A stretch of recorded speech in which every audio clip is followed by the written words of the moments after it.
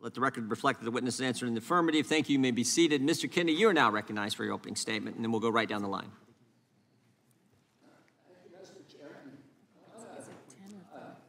He's going to go a little longer. Excuse me, point of order. I know that witnesses usually have 5 minutes. I see 10 minutes on the board. Is it going to be 10 minutes for every witness? We'll give him 5 minutes, but we're pretty lax with this. We'll let him go for we are? a little. Yeah. I've seen you gavel down on quite a number of witnesses. We've given senators and former Democrat members of Congress and all kinds He's of folks. neither. He's neither. I'm just saying in past history. Okay, okay. But let's just watch the time for all the witnesses. And if you want to cut him off and censor him some more, you're welcome to do it. Oh, that's not my job. That's your job. Why don't you threaten a witness so that they can not want to be a witness? Mr. Kennedy is recognized for his opening statement. We'll give him 5 minutes, more or less, and then we'll move to the next one. Mr. Kennedy, go right ahead. Thank you, Mr. Chairman. Mr. Chairman, maybe we could put 5 minutes on the clock then, not 10. Could we put 5 on the clock and we'll start it running?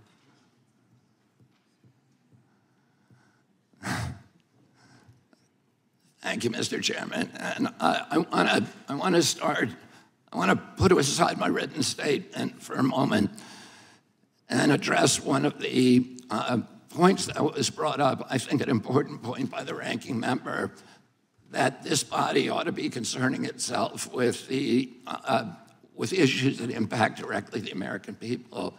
The rising price of groceries, 76% over the past 2 years for basic foodstuff, the war in Ukraine, the inflation issues, the border issues, many, many other issues that concern us all as a nation.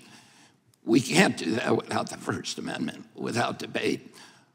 When I gave my speech, my announcement speech in Boston 2 months ago, YouTube, I talked about all those issues. I focused on grocery. I focused on the fact that working class people can no longer afford to live in this country.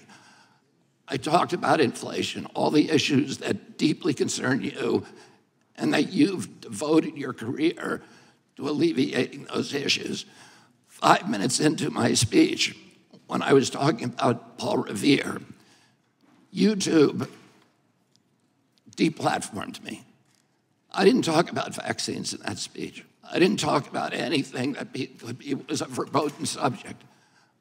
I just was talking about my campaign and things, the conversation that we ought to be having with each other as Americans. But I was shut down, and that is why the First Amendment's important. Debate, congenial, respectful debate is the fertilizer, it's the water, it's the sunlight for our democracy. We need to be talking to each other. Now, this is a letter that many of you signed, many of my fellow Democrats. I've spent my life in this party. I've devoted my life to the values of this party. 102 people signed this. This itself is evidence of the problem that this hearing was convened to address. This is an attempt to censor a censorship hearing. The charges in this, and by the way, censorship is antithetical to our party. It was appalling to my father, to my uncle, to FDR, to Harry Truman, to Thomas Jefferson, as the chairman referred to. It is the basis for democracy. It sets us apart from all of the previous forms of government. We need to be able to talk, and the First Amendment was not written for easy speech. It was written for the speech that nobody likes you for. And I was censored not just by the Democratic administration, I was censored by the Trump administration. I was the first person censored by as the chairman pointed out, by the Biden administration 2 days after it came into office. It ordered a truthful, and by the way, they had to invent a new word called malinformation to censor people like me. There was no misinformation on my Instagram account. Everything I put on that account was cited and sourced to peer-reviewed publications or government databases. Nobody has ever pointed to a single piece of misinformation that I published. I was removed for something they called malinformation. Malinformation is information that is true, but is inconvenient to the government, that they don't want people to hear. And that's antithetical to the values of our country. After I announced my presidency, it became more difficult for people to censor me outright. So now I'm subject to this new form of censorship, which is called targeted propaganda, where people apply pejoratives like anti-vax. I've never been anti-vaccine, but everybody in this room probably believes that I have been, because that's the prevailing narrative. Anti-Semitism, racism, these are the most appalling, disgusting pejoratives, and they're applied to me to silence me, because people don't want me to have that conversation about the war, about groceries, about inflation, about the war on the middle class in this country that we need to be having. And by the way, I want to say this while I'm on the record, that in my entire life, and why I'm under oath, in my entire life, I have never uttered a phrase that was either racist or anti-Semitic. I have spent my life fighting my professional career, fighting for Israel, for the protection of Israel. I have a better record on Israel than anybody in this chamber today. I'm the only person who has publicly objected to the $2 billion payout that the Biden administration is now making to Iran, which is a genocidal program. I'm the only one who's objected to that. I've fought more ferociously for Israel than anybody.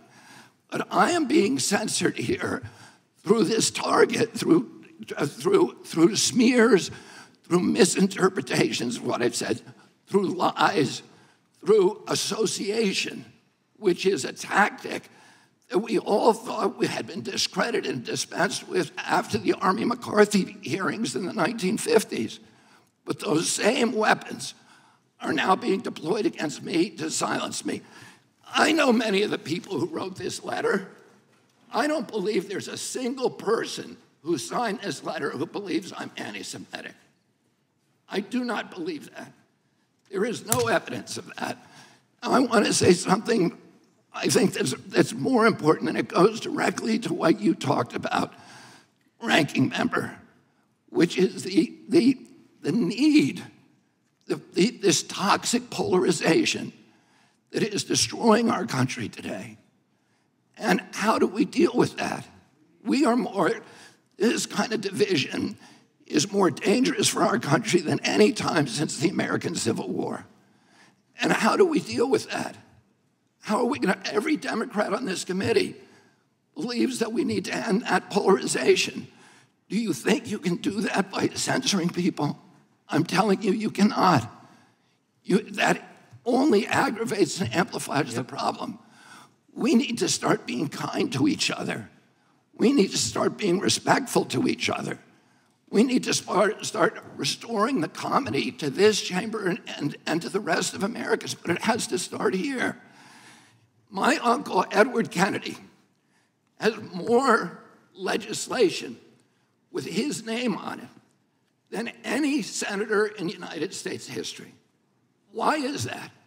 Because he was able to reach across the aisle, because he didn't deal in insults, because he didn't try to censor people.